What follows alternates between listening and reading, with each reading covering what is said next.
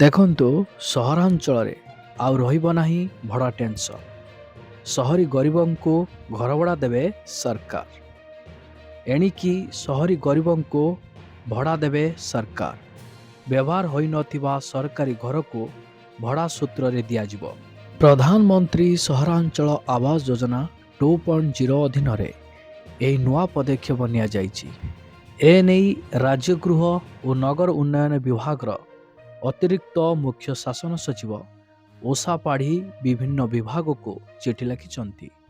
ସହରରେ ରହୁଥିବା ଗରିବ ଲୋକ, ବାହାରୁ ଆସି କାମ କରୁଥିବା ପ୍ରବାସୀ ଶ୍ରମିକ, ଶିଳ୍ପ ଶ୍ରମିକ, କର୍ମଜୀବୀ ମହିଳା ଏବଂ ଯେଉଁମାନେ ତୁରନ୍ତ ନିଜର ଘର କିଣିବାକୁ ଅସମର୍ଥ, ସେମାନଙ୍କୁ ଏହି ଯୋଜନାରେ ଶସ୍ତାରେ ଭଡ଼ା ଘର ଯୋଗାଇ ଦିଆଯିବ।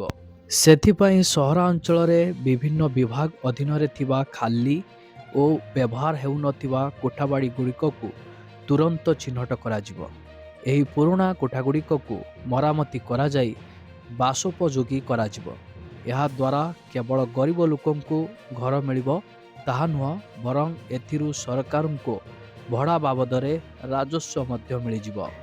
ଗାଇଡ଼ଲାଇନ୍ ଅନୁଯାୟୀ 2ଟି ମଡେଲରେ ସୁଲଭ ମୂଲ୍ୟରେ ଭଡ଼ା ଦିଆଯିବ। ପ୍ରଥମେ ସରକାରୀ ଘରକୁ ପବ୍ଲିକ୍ ଏଜେନ୍ସି ମାଧ୍ୟମରେ ଭଡ଼ା ଦିଆଯିବ। ଦ୍ୱିତୀୟରେ ବେସରକାରୀ ସଂସ୍ଥା ଘର ତିଆରି କରି ଗରିବ ଲୋକଙ୍କୁ ଭଡ଼ା ଦେବେ।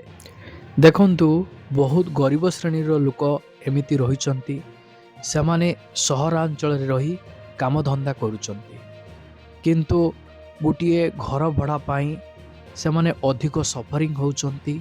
ଅଧିକ ଟଙ୍କା ମଧ୍ୟ ଭଡ଼ା ଦେବା ପାଇଁ ପଡ଼ୁଛି। ତାଙ୍କର କାମରୁ ଅଧା ଟଙ୍କା ସେଇ ଘର ଭଡ଼ାରେ ହିଁ ଚାଲିଯାଉଛି। ସରକାର ଏହାକୁ ଦୃଷ୍ଟିରେ ରଖି ଯେଉଁମାନେ ଗରିବ ଶ୍ରେଣୀର ଲୋକମାନେ ଅଛନ୍ତି, ସେମାନେ ସହରରେ ରହି କାମଧନ୍ଦା କରୁଛନ୍ତି, ତ ସେମାନଙ୍କ ପାଇଁ ସୁଲଭ ମୂଲ୍ୟରେ ସରକାର ଘର ଭଡ଼ା ଯୋଗାଇ ଦେବେ। ଆପଣମାନେ ଆଉ ସହରରେ ଅଧିକ ଘର ଭଡ଼ା ଦେଇ ରହିବାକୁ ପଡ଼ିବନି। ସୁଲଭ ମୂଲ୍ୟରେ ଆପଣ ଭଡ଼ା ଘର ପାଇଯିବେ, ଯାହା ସରକାରଙ୍କ ତରଫରୁ ଆପଣମାନଙ୍କୁ ମିଳିବା ପାଇଁ ଯାଉଛି।